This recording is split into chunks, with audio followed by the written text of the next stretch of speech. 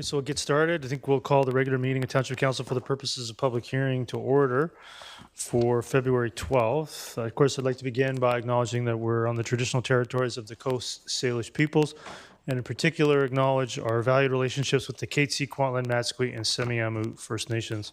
With that, Mr. Richardson, maybe you could read the preamble.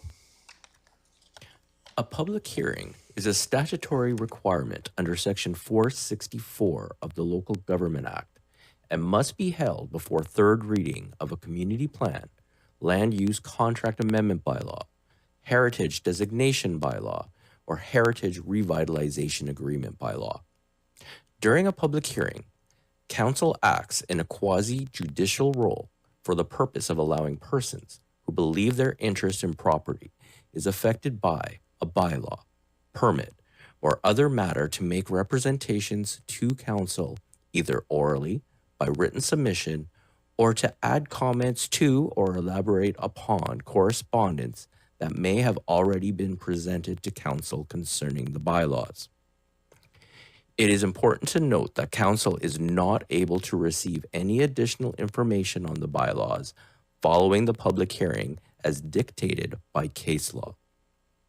The hearing procedure involves an explanation from the Community Development Division on the purpose of the proposed bylaws and to hear from individuals regarding the bylaws. In order to ensure that all interested parties have a reasonable opportunity to be heard, speakers are requested to keep representations as brief and succinct as possible and no longer than 5 minutes in duration, excluding the time required for questions from council. Speakers will be asked to state their name, neighborhood, and city for the record.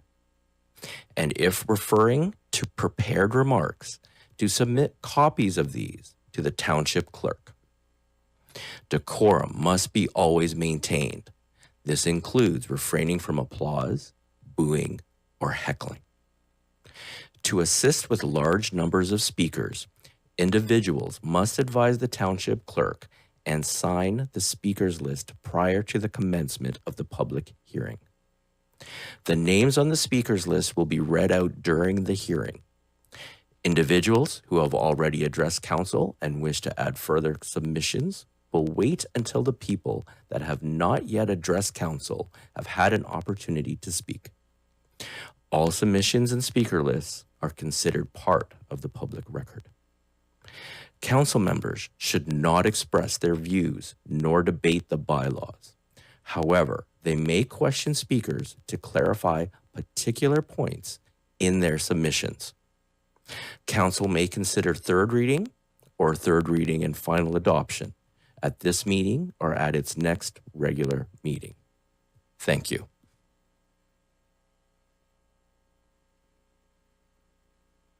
Get a motion to adopt the agenda, please. Moved by Councillor Rint, seconded by Councillor Bailey. Call the question on A1.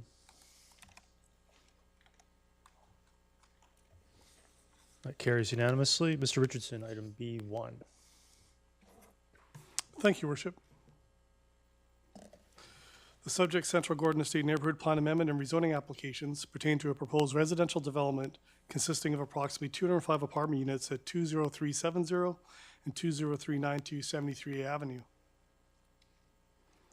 The 2.2 acre site is designated multifamily in the Willoughby Community Plan and townhouse in the Central Gordon Estate Neighborhood Plan. This air photo depicts a site located on the south side of 73 Avenue at 203 B Street. Proposed Central Gordon Estate Neighborhood Plan Amendment Bylaw 5971 designates the site low-density apartment at a 1.85 floor space ratio and accommodates a 5-story height on a portion of a building on a site-specific basis. Proposed rezoning Bylaw 5972 amends the existing suburban residential 2 zoning to Comprehensive Development Zone 150 to accommodate the proposed apartment use. Staff recommends support of Central Gordon Neighborhood Plan Amendment Bylaw 5971 and rezoning Bylaw 5972, subject to 9 conditions listed on page 9 of Council's agenda. Your Worship, a total of 337 notices were mailed out, 4 written submissions have been received, and there are 3 individuals noted on the speakers list. They are Aaron Schindler, Jackie Zacharias, and Barb Stack, Your Worship. So with that, take any submissions from the public. We will start with the speakers list. Aaron Schindler, please come forward.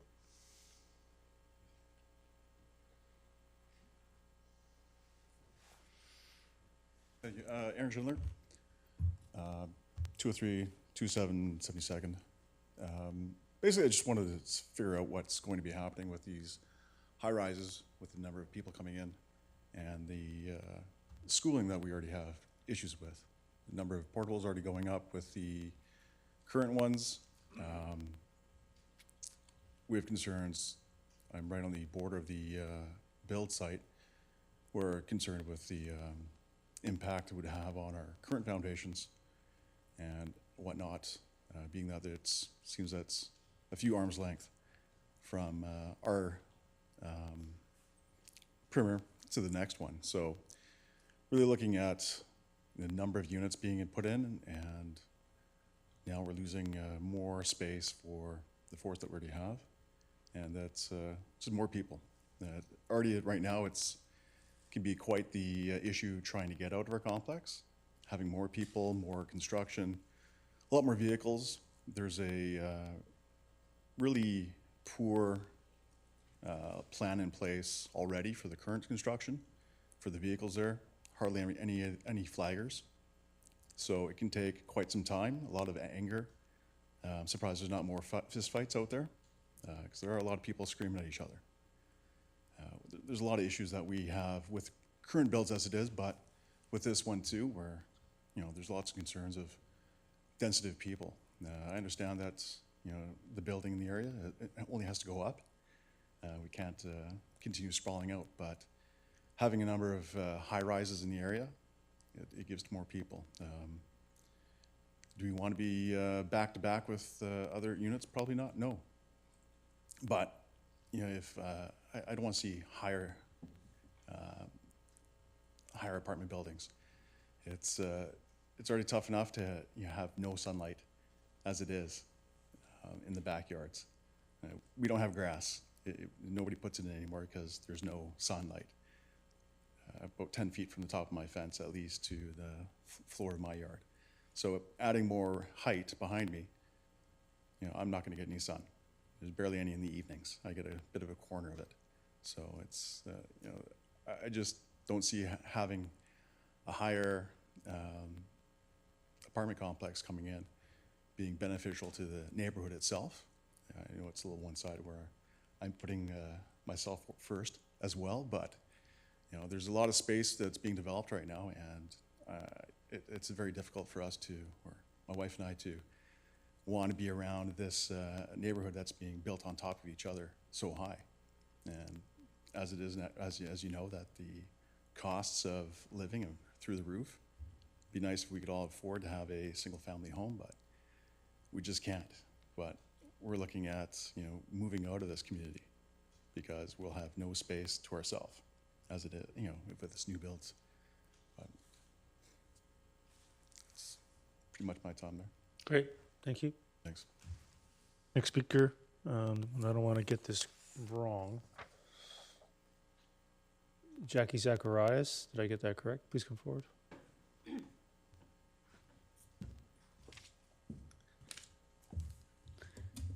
Good evening. I'm a homeowner on 73A, right on the corner. So I'm here on behalf of the 80 units in our complex that all has the same issue, to ask you to have a good look at this development. I mean, I'm not against development, but there's a limit to development.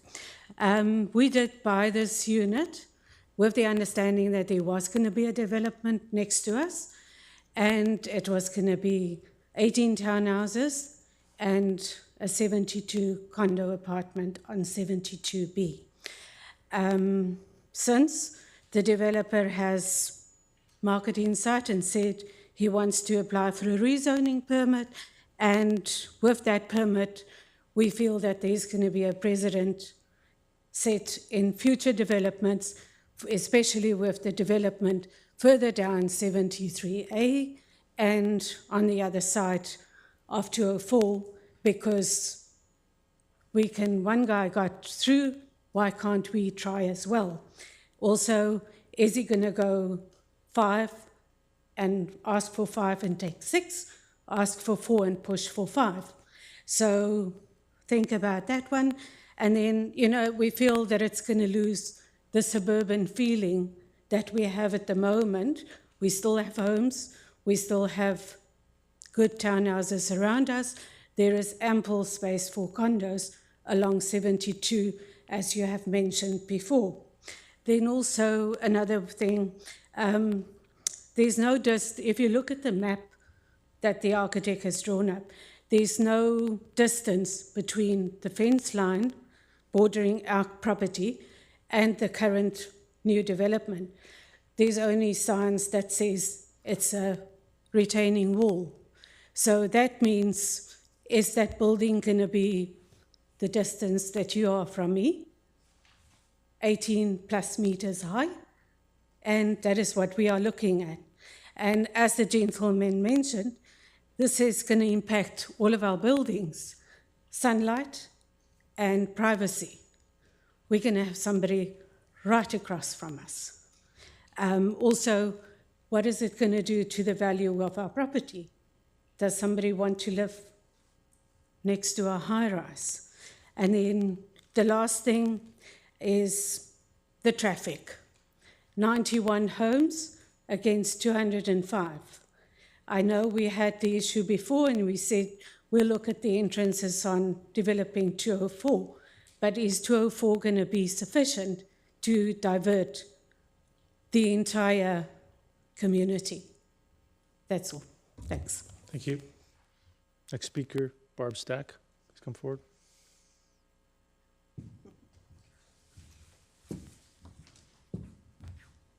Hello. I live at the same address, 20327 72B Avenue. I've lived and worked in Langley my whole life. I've raised my children here, and I've worked for various not-for-profit organizations in Langley. I've been before council on many occasions for work, but never on a personal issue. So I'm here today to talk about this because the proposed condo backs directly onto our property. As Jackie said, we are right on the back of what is going to be happening there.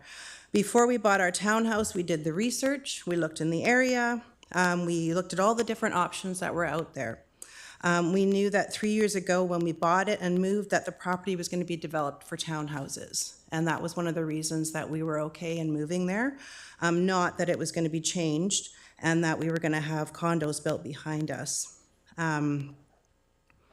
It's not one condo building, it's 2 condo buildings, 4 to 5 stories high, as everybody else has talked about.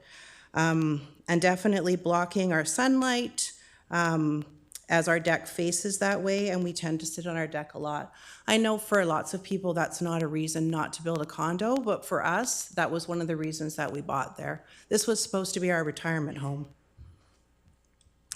With all the recent development, as many of the others have said, parking's already limited. The proposed condo will make it non-existent.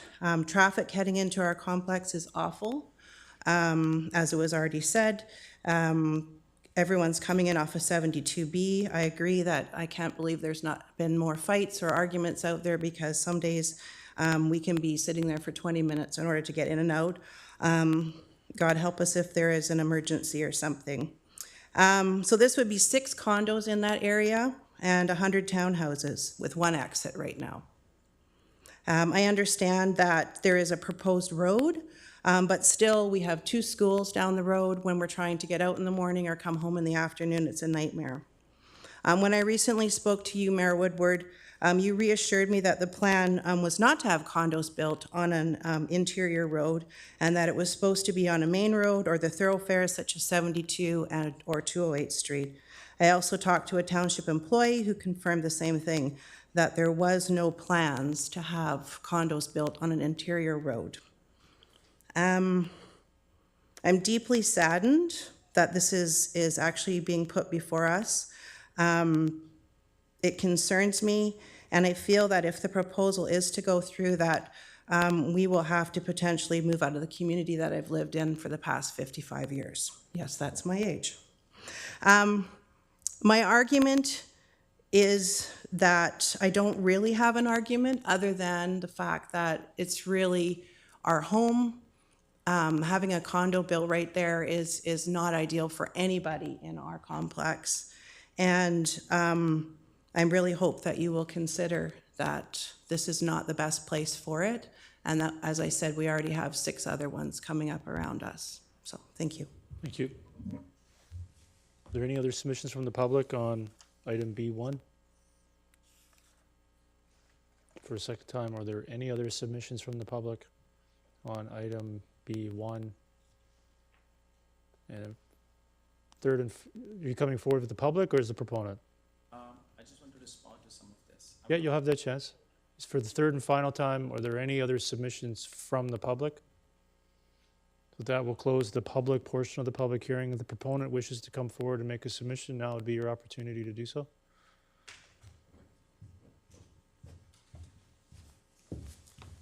Great, please go ahead. Hi, my name is Rajinder. I'm an architect. Thanks, Mayor, and all the council member. I just want to clarify a few things. On this parcel, these subject properties, we already have, based on the current zoning, we already have an apartment building which is already approved as a PLA. We already have a third reading on it. We already actually even applied for the building permit on that. So apartment was always there, but the only difference is they were also 4 stories, same height. And we intentionally, in coordination with the city, the proposal is only changing the UPA to actually FSR. So the existing FSR based on the gross was 1.21, and we changed to 1.54. So increasing the number of the units, but the height of the building, I just want to clarify that it was not approved, the whole site was not approved as a townhouses. And as part of the development with respect to the traffic, 204 Street, which is on the east side of the property, will be developed all the way from 73A to 72nd Avenue, because the parcel on the south side, 7235, is belong to the same developer, and they are starting the construction on that. So the traffic will be much more efficient with respect to the connecting 73A to 72nd Avenue. Thank you. I have a question from council. Councilor Pratt, go ahead. Yeah, thank you, Your Worship, and thank you for your comments. Through, potentially maybe staff can bring it up, but the plan that I'm looking at, the preliminary site plan, mentions 5 stories fronting 72B Avenue.